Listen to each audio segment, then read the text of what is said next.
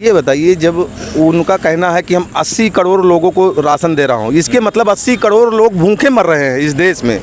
और जब भूखे मर रहे हैं तो इस देश में केवल 22 लोगों को ही जो है 16,000 करोड़ 16,75,000 करोड़ रुपए क्यों माफ़ कर दिया गया है। वो 80,000 लोग जब भूखे मर रहे हैं, आपके 5 किलो राशन पे जिंदा है, तो 80,000 करोड़ लोगों को उनके लिए व्यवस्था की जाए ना, जिसमें कि इस देश में 22 लोगों के लिए व्यवस्था की गई है 16,75,000 करोड़ रुपए।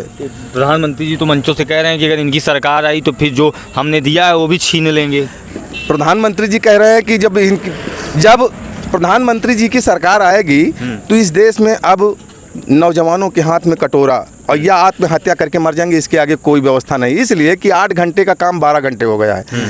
अब 12 घंटे काम करेंगे, 8 घंटे काम करते थे 12,000 मिलता था, 12 घंटे काम करते थे 16,000 मिल जाता, जिससे उनके घर के उनकी जीविका चल जाती थी। मगर अब 12 घंटे काम का 12,000 रुपये, 4,000 रुपये कमरे का किराया, 5,000 रुपये खुराकी पर मंथ, 100 रुपये पर डे जेब का खर्च, जोड़ लीजिए आगे कितना बच रहा है।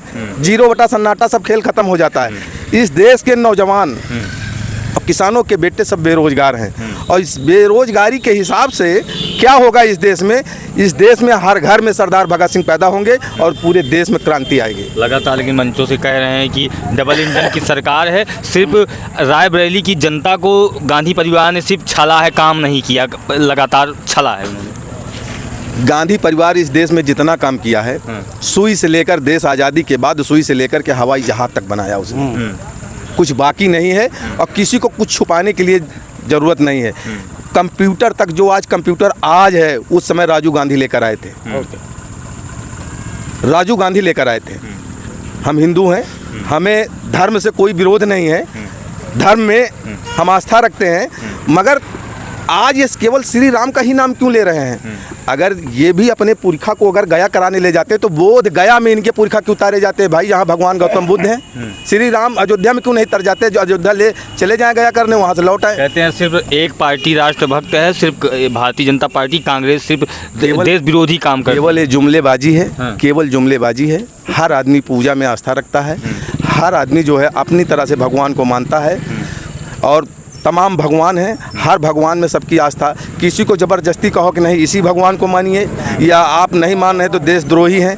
तमाम भगवान हैं, हनुमान जी हैं, दुर्गा जी हैं, बजरंग बली है, भगवान गौतम बुद्ध है, बोध गया है, तमाम ऐसे भगवान हैं। कहेंगे चाचा क्या होगा इस बार? भाई साहब ने हमारे जो कहा है वही ठीक है। वही ठीक है। हाँ। राहुल गांधी जीत रहे हैं। हाँ बिल्कुल निकल रहे हैं, हाँ 100%। और लगातार प्रधानमंत्री ने कह रहे हैं बहुत काम उम किए हैं। काम प्रधानमंत्री जो किया सो किया, वो तो सभी कोई जानता है, बल्कि समझ लीजिए कि हमारे राहुल गांधी जो है सांसद बन गए। प्रधानमंत्री ने इतना काम किया है कि कोरोना का वैक्सीन वो लगवा दिया हमारे नौजवानों को, जो 14 साल से 25 साल के बीच में हार्ट अटैक होकर के मर गए। करोड़ों लोग खत्म हो गए इस देश में हैं। और लगता है कि थोड़े दिन के बाद यहाँ की आबादी कम से कम 20% नथिंग हो जाएगी। अच्छा भैया क्या कहेंगे, आप इधर आ जाइए। क्या माहौल है रायबरेली? मिला जुला असर रहेगा। भाजपा के सांसद दिनेश जो है हारते हुए नज़र आ रहे हैं मुझे, और राहुल गांधी जीतते हुए नज़र आ रहे हैं। राहुल गांधी जीत रहे हैं। ये तो कह रहे हैं मोदी जी की लगातार छला है कांग्रेसियों ने रायबरेली को। गांधी परिवार ने भी काम किया और मोदी ने भी काम किया, ऐसा नहीं है, अपनी अपनी सोच है। अच्छा, अपनी अपनी सोच है। आपसे बात करते हैं, क्या लगता है भैया क्या माहौल रहेगा रायबरेली में? अरे अब हम क्या बताइए, जो सब लोग बताइए वही हम बताओ, वो क्या बताइए हम। अच्छा, और कौन आपको भी लग रहा है राहुल गांधी जीत रहे हैं? हाँ। कहीं डर रहे हैं, डर के अमेठी से भाग आए रायबरेली? अरे डरे के हमें कोनो बात नहीं है, बाकी उन लोगों से पूछो ठीक है। हाँ जी, विपक्ष कहबे करी कि वही भाग गया है, कोई उनका कहिए वही भाग गया है।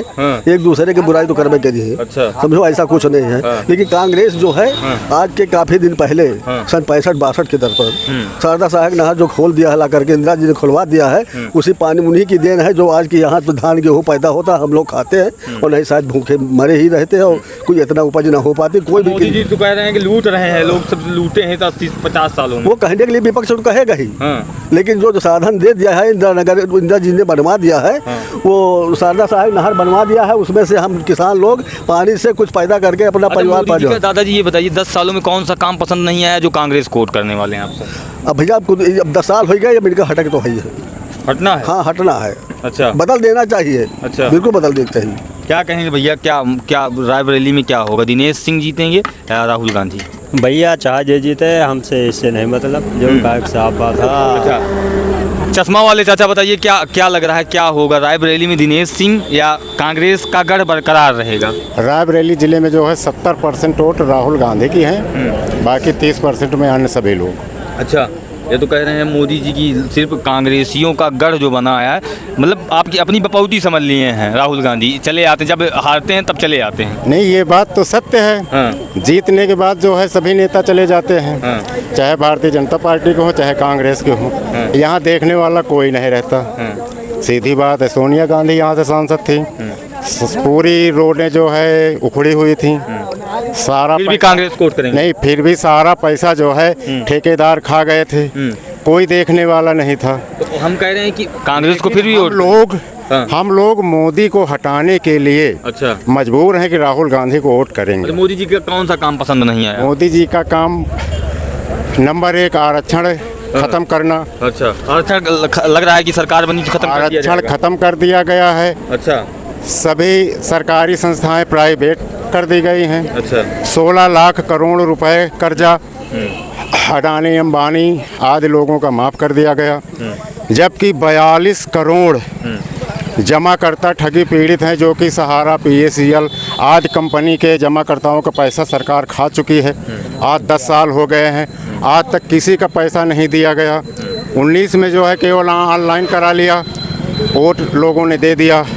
लेकिन इस बार इस देश की 42 करोड़ ठगी पीड़ित जमाकर्ता ये मोदी के झांसे में आने वाली नहीं है। ये विपक्ष में वोट देगी, जो प्रत्याशी मोदी के कैंडिडेट को हराएगा उसी कैंडिडेट को जो है इस बार जो है जनता अपना मतदान करेगी। अच्छा, क्या कहेंगे भैया, क्या माहौल है? माहौल यही है, हमेशा कोई पार्टी अस्थायी नहीं होना चाहिए ताकि देश का विकास होता रहे। मोदी जी विकास नहीं कर रहे हैं? मोदी जी यहाँ कोई विकास नहीं किया। एम्स बनवा दिया। एम्स बनवाया हो, उसमें तो सोनिया गांधी के दिन 600 बेड केवल बाकी उठा ले गए। वो योगी जी आए थे इसका शिलान्यास करने। अरे तो योगी जी जब बार बार कर रहे हैं, अपने यहाँ गोरखपुर उठा ले गए। अच्छा, यहाँ कुछ बचा है? कुछ नहीं बचा।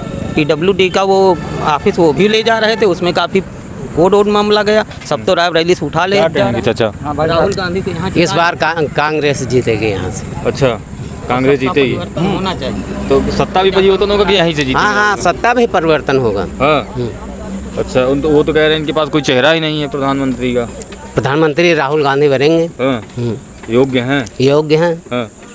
पढ़े लिखे हैं, नौजवान हैं। प्रधानमंत्री जी तो कहते हैं शहजादे हैं, सोने का चम्मच लेकर पैदा हुए हैं, लोगों के ऊपर शासन करने आए हैं। ऐसा कुछ नहीं। शिक्षित आदमी होगा तो चम्मच लेके घूमेगा। अच्छा, उसको सुख दुख सब पता है। पता है। रायबरेली उनका घर है, उनको चुनाव जीतना है। मोदी जी कह रहे हैं बपौती समझ लिए हैं, इस बार रायबरेली वाले इनको बड़ा झटका देने वाले हैं। इस बार 2 लाख के ऊपर राहुल गांधी जीतेंगे। हाँ, जीतेंगे।